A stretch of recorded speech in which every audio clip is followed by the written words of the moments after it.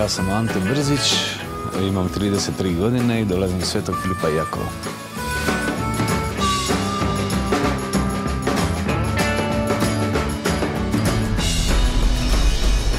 Dijete je dobilo za Božić Vuk i 7 kozlića. Mi smo bili sretni jer je to bilo za njegovu dob normalno. Ali on je između naših ploča otkrio ovu i ona je jednostavno njega pratila kroz život. Ploča koju ste kupili sebi za gušt, jel? 40 godina. Ja sam pokušavao slušati taj Vuk i 7 kozlića, ali nisam mogao nikako, samo Beatlesi se morali slušati. Ne je bilo situacija kad je bilo škola, htjelo se i učiti, ali ne možeš od njega.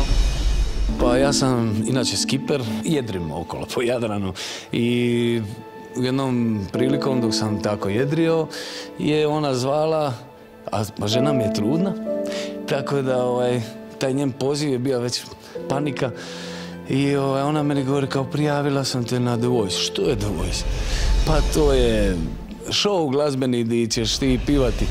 Nadam se nekakvom snimanju albuma, nadam se nekakvom ulasku u pravi studio, ali to naravno ovisi o mojoj mašti, kreativnosti, koliko ću ja biti dobar, a ovo će otvoriti neka vrata i sigurno biti dobro.